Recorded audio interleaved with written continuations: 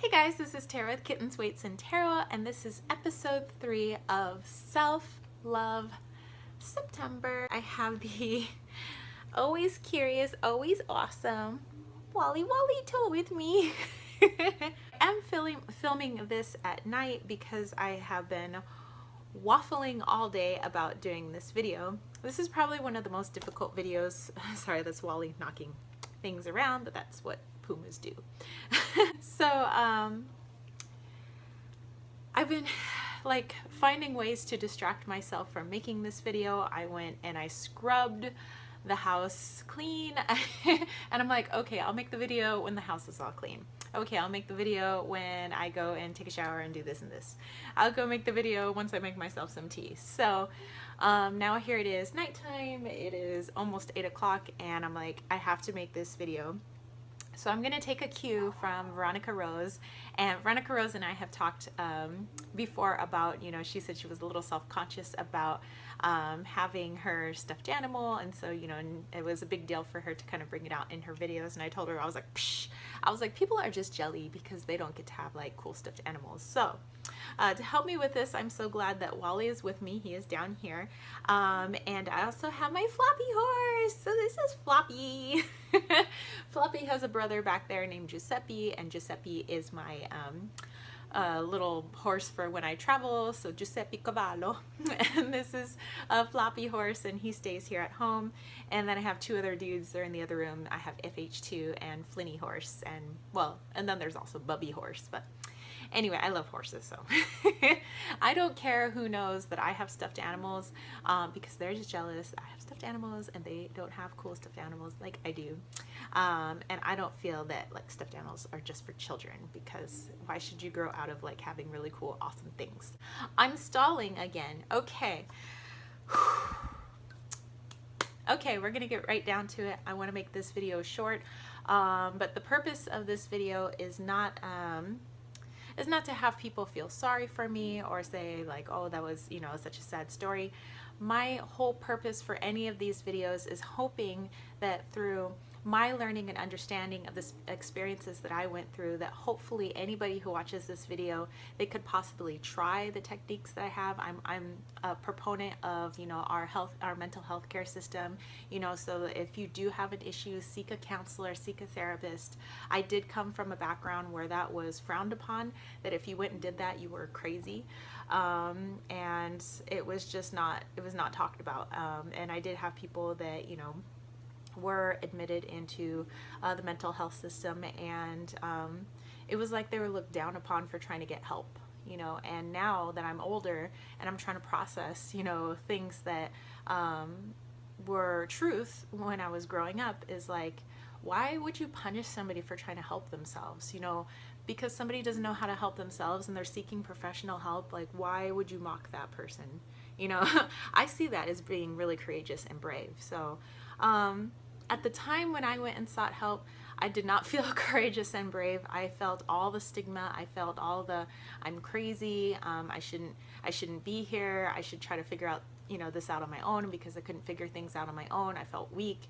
You know, and me also coming from a very, I guess, tomboy athletic background, it's like, you know, I'm all about like, you know, you get it done yourself. You know, you work hard and you work at it and you complete something, and I'm like, and I can't do this by myself. And so I had to start looking at things a different way. I started thinking of like therapists and doctors as coaches, not people that were there to put me down or analyze my brain and find out what makes me crazy, or that I am crazy.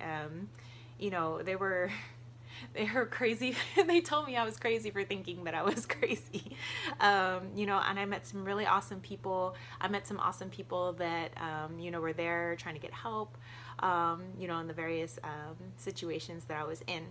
Okay, so this video, I wanted to talk about my parents.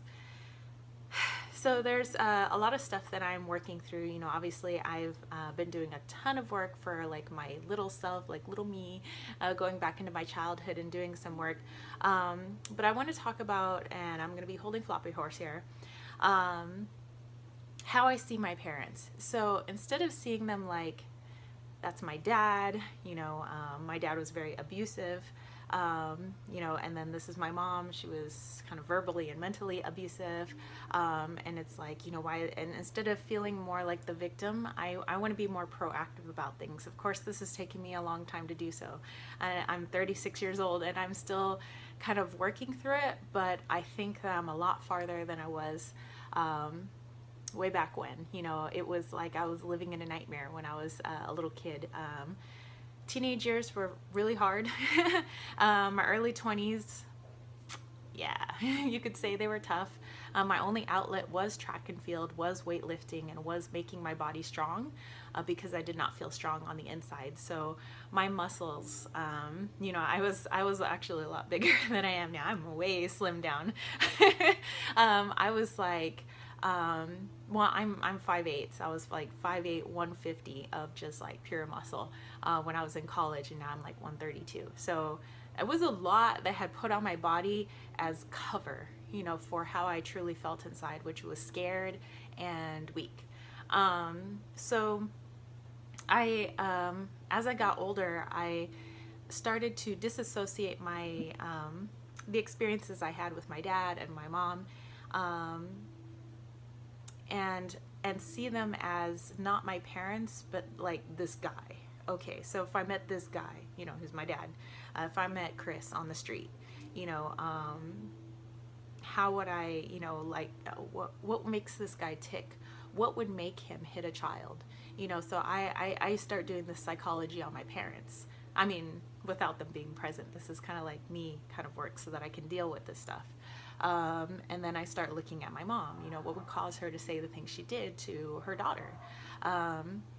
So to give a little bit of background on my parents, and as many of you know, I do not speak to my mother. I still speak to my father, but my dad was very physically abusive, when he couldn't deal with emotions. Like when I broke my arm one time, my dad got mad that I got hurt, so he hit me.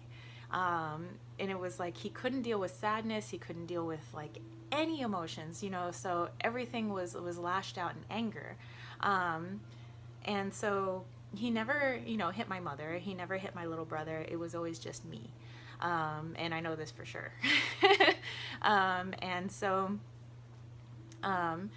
when I got older, or a little older, I was in elementary school, I was put into I was taken away by Child Protective Services because of a very awesome 4th grade teacher that I had, who got me to confess what was going on at home.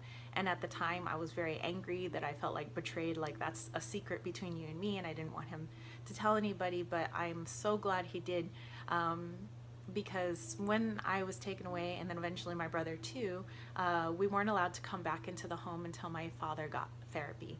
And my father agreed, and he continued to do the therapy even after the court mandated sessions were over, because my dad said he was learning a lot about himself. He was like, why? And it was like an epiphany for him. He says, why would I hit my daughter? Why would I do that? And he said that, he says at first he says, I didn't want kids, and I was angry about that, and I felt like, I was put in this place, and he says, and like, that's what you do. And he says, of course, again, that's no excuse for, he says, hitting me. He says, and he goes, I had anger issues with my mother. And he goes, of course, I'd never hit my mother. He goes, and all the awful things she would do to me. He says, so it's like you were, my dad and I can talk about this now. It doesn't make what he did okay, just so we're clear on that. He says he saw me as his mom. He also saw me as his little sister who committed suicide when she was 17 years old. And he felt responsible for that because she had done it with his gun. When he got out of the Army, it was his registered pistol. And then, he has 2 other daughters that are older from me from a previous marriage. And, the things that they went off and did, they got pregnant very young, when they were like 16, 17. They went down into Mexico and did lots of things. And so like my dad would just see all of that in me, and it would just make him angry because he couldn't everything was out of his control, and so he would beat on me for it, and it was just me, and that hurt, because it's like, why just me? Why would you hurt me? And it took a long time, I think, until I was like 20 or 21 for my dad to tell me that he loved me for the very first time. And I think that's the first time I told him that I loved him as well. So we had like a breakthrough. We've been working through things. We've been talking through things. My dad he apologizes like almost every time I see him. He says, I know, he says, I don't know what the hell I was doing. He says, so my dad has been trying to make up for it, which is why I'm still communicating with my dad. My mother, she came from a pretty good, background, and my grandfather was an officer in the Navy, and my mother saw me as a competition, because her mother, my grandmother, loved me a lot, and my mom would become jealous. Like, why are you doing that with her, but you never used to do that with me? So it became this competition. My mom would say things like, oh, I used to be so much prettier than you when I was your age, and when boys really find out who you are, nobody's ever gonna love you. You're evil inside. She would tell me I'm ugly inside, that I'm just an evil, nasty little girl, and she'd been telling me that since I was really little. And then one day, when I was in middle school, I was angry about something, and so I blurted out. I said I wanted to kill myself. And so my mom was like, oh. So my mom went and got a bunch of knives, and she sent me into my room, and she said, don't come out until you've done it. And she says, just remember, she goes, your Aunt Rebecca, which is my dad's sister who had committed suicide, she says, she could do it. Let's see if you have the balls to do it. And so I was in there, and of course, I didn't do anything, and that made me feel like I was weak and worthless because I couldn't kill myself like my aunt.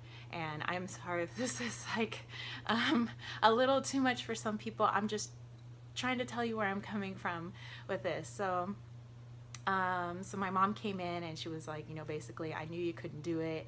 You're too weak. You'll always be weak. No matter how strong you make yourself, you're always going to be weak. Just let you know that you're never going to have any friends. Nobody who knows the real you will ever love you. And she kept telling me I'm evil, I'm evil, I'm evil. And so, with this getting drilled in my head, of course I had extremely low self-esteem.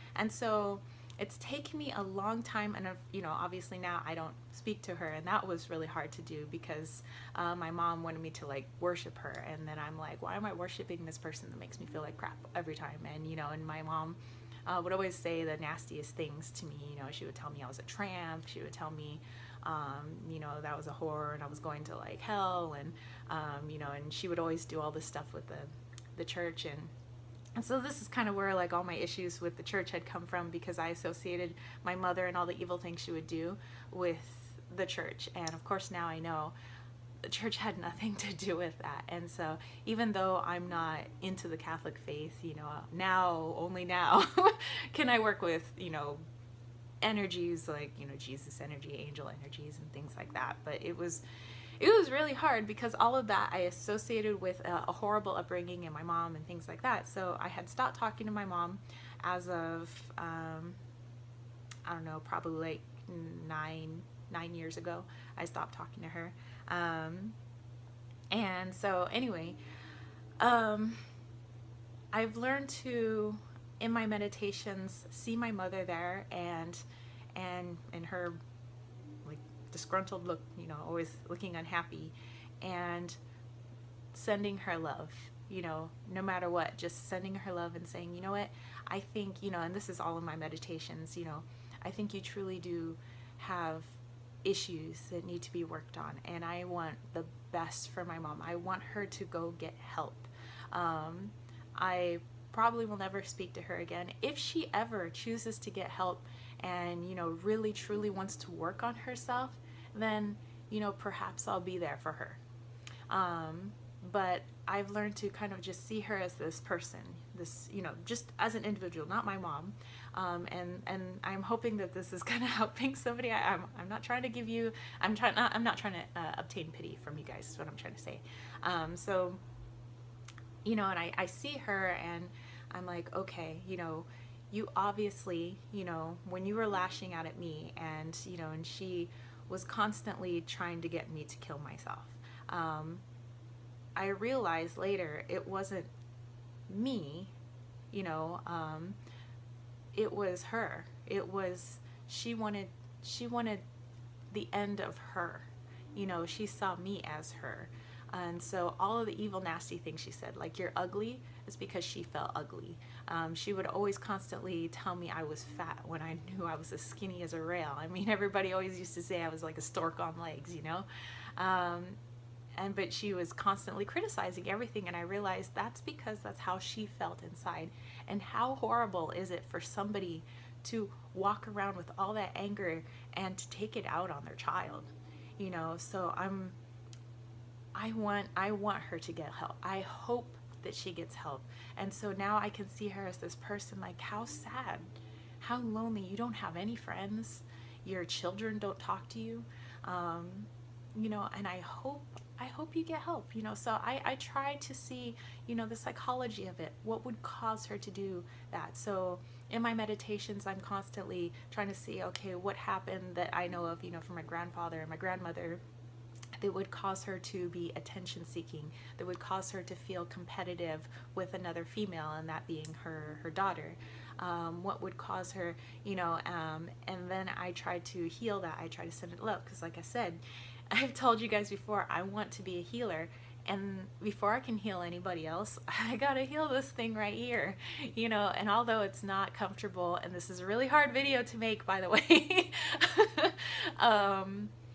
it's necessary. And so same thing with my dad. It's like, what kind of upbringing did he have? Okay, really tough upbringing. His mother kicked out his father for cheating when he was really young. His mother had a lot of suitors coming through the house. He was very angry at her for that. He always had all this pent up anger. He took it out in school. He got kicked out of high school several times. He got held back in elementary school because of his language, because he spoke Spanish, Tagalog, and English, and they said that was bad. You can only speak English. So he had all this problems with his identity, basically. He had I don't know. He just had a lot of issues with his brothers and sisters. He had issues with his father. He had issues with his mother, and then not finding out who he is. He gets married straight away before he's even found out who he is. And then he has these two daughters. It's and I love my two sisters, by the way. And he didn't know how to be a dad. So he was very hurtful to them as well. Those two and myself were the ones that we were abused. And then when that marriage ended, he married my mom, and it was like he married the exact same woman again, because basically his ex-wife and my mom were like one and the same. And I think he's finally got it right the third time. And I'm so happy that he has somebody like my stepmom, because she's been able to help him see why he's done the things he's done in his life. It's like she's his forever therapist. She's a highly intelligent woman. She can stand her ground. She needs no man. And so, she'd be just fine without my dad. And this is like a first for my dad. He's always had a woman who's been helpless, and needed a lot of help. And so, and she's a professor at San Diego State. She like makes him read books all the time, and I think it's wonderful, and that's why I'm still speaking to my father, because he's actively trying to help himself, and I'm still actively trying to study him. And when I think of him as a person, I'm like, my dad has a lot of friends. He's gregarious. He's a fun guy. He tells jokes. Everybody loves my dad. Was he a great father? Hell no. Could he have done things differently? Yes. But in the end, he did get help. And after that help, he never once laid a finger on me. If he got pissed off, he went to the gym and he lifted weights. That's always been my dad's thing, is he worked out, and I must have gotten that from my dad, because my dad's cover for how small, lonely, and weak he felt inside was to cover it up with muscle. And so, you know, and I'm trying to make all these connections. Why do I do the things I do? You know, is it something learned from my parents, even though I was like, oh no, I'll never turn out like them. So I think what's helpful, and the whole ramble of this video is, if you are somebody who suffered some sort of abuse, mental, physical, emotional, whatever it was, try a disassociation technique. It might be very hard at first. It took me a long time to get into a meditation where I could see my mother clearly in my meditation, because I didn't even want to see her face, and to hug her in my meditation and to send her love. And then this is the next thing that I think many of you may not agree with what I'm doing, but I forgive her. I forgive her. I forgive my dad. I'm not trying to be on some high horse where I'm like, oh, I forgive you. You know, it's, you know the meaning. Okay, if you separate the two words, I'm an English teacher, so I'm going to get all Englishy. For is first, okay? And then there is give, the act of giving one energy to another, or an item, or a material, whatever it is. So I will extend the olive branch first, perhaps not physically right now, but we're doing it in meditation, and I'm doing it energetically. I am letting you know that I can no longer harbor all the anger, all the frustration, all the sadness, all the hurt that I've had for so many years. I can't hold on to it anymore. I need to forgive you so I can let go of that. Do I excuse what you did? Absolutely not. Do I excuse any of that? No. Will I forget it? No. But I can't hold on to that energy anymore, because if I truly want to help other people, I can't hold on to it. I can't. I'm no good to anybody else if I can't heal myself first. So that's the athlete in me. I'm working at it. I got a workout plan and it's been working so far. I've been working at it probably for the past 9 years. You know, when I finally was at a place where it's like, you know, because I was just like angry, and I don't want to deal with it. I don't want to think about it. And now it's like, it's okay. Like, let's think about it. You know, it's uncomfortable, but you know, so's like squatting 200 on your back. I do a lot of things that are uncomfortable. I can deal with my parents, okay? This is uncomfortable, but I know I have to do it because I want to be a healer. I want to help other people as well. And I can't do it if this thing is blocked. So, yes, so you know, see if it works for you. Try to look at the person. It doesn't have to be your mom and dad, but whoever you feel has wronged you in the past, and try to take out, just don't forget it, but just move aside what happened and just look at them like a person. Just a person, not a person who's your friend, not a person who's a family member, not just look at them. And what happened to that person that made them act the way they did? And then bring back what happened between you and this person, and forgive if you can, or if you can't do that, send them love. Just, I send you love. That's unfortunate that you feel that way. I feel so sorry for you, that you felt that you had to act in such a manner, that you must have such deep hate for yourself that you would act that way to somebody else. I feel sorry for you. Okay? When you come from a place of that, it feels so much better than I hate you. It feels so much better. So that's what I've been working on. Obviously, I still got a lot to work on. Even though I'm talking to my dad and we've been working on things for a long time, that doesn't mean everything is healed. You know, I still work on this. And actually, what's kind of interesting, I don't know if you guys know this about my family get-togethers, every Christmas we call our Christmas therapy session, because after everybody's like joked around, we had a good time, we eat, you know, everybody has like a little glass of champagne, people start talking about the issues they had growing up. And that's when we heal things. I mean, it's probably strange. Not everybody's family does this. There's a lot of crying. There's a lot of you did this and then I forgive you. And it was, so this is like my dad's side of the family. So everybody's all about now getting it all out. They just want to get it all out and let's like all heal together. And I love that about my family Christmases, even though it's uncomfortable and it's like, can't we just eat cake without crying?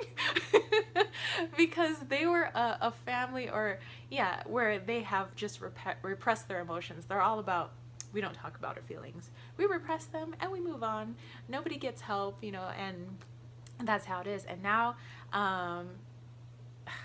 I guess it's odd, since I started going to therapy, well, I'm not currently in therapy, but back when I was in college, and I told them I was in therapy, they were like, and then all of a sudden it became like okay to talk about your emotions. So I think there's a reason for everything. Maybe I had to go through some shitty stuff, so I had to go to therapy so that I could tell my family that I'm going to therapy so that they could heal too. I don't know. The universe works in mysterious ways. So I'm gonna go ahead and end it there. I got pretty serious with y'all, which I normally do not, but like I said, it took me a while to make this video. I've been lollygagging all day just because I knew it's probably one of the most difficult, it is the most difficult thing that I am working with. And so I will leave you with an equation that I have on the board in my classroom. It says S plus R equals E. And I have the S and the E in green and the R is in red because the R is the only thing that we can change. So what does that equation mean? Situation plus reaction equals experience. So let's say that the situation is, I had a shitty childhood. Can I change the situation? No, that is a constant that will have to remain that way. My experience, will the experience change? Well, that's dependent on the reaction. So how I've reacted in the past, well, that dictated my experience, which was, I was like pretty effed up in the head, and I was like, my childhood sucked, and I was rebellious, you know, really rebellious. And now I've changed my reaction. I'm reacting differently, therefore my experience is different. I'm a lot more level-headed about it. I can see things more objectively. I see things through a coach's eyes, through an athlete's eyes, through a student's eyes, and through a teacher's eyes. And I could only have been able to do that, you know, because I have the experiences I have now, all the roles that I've taken on. If I didn't get older and take on these roles, I would never have been able to go back, look at things and the way that I do, and then make this video for you guys. So hopefully you guys found this helpful. Sorry to have rambled. I'm looking at the time. It is over 25 minutes. So I am wishing you guys so much love, and I said everybody peace. Peace of mind, peace of heart. And yeah, this was a difficult video. Floppy horse is still in my lap, and Wally's asleep on my leg. So, okay, now I truly need to get ready for bed. I will catch you guys all later. Thank you so much for hanging out with me for episode 3, which seems to have been the hardest episode, and I will catch you guys next week. All right, peace, love, and chicken grease. Peace out. Take care, guys.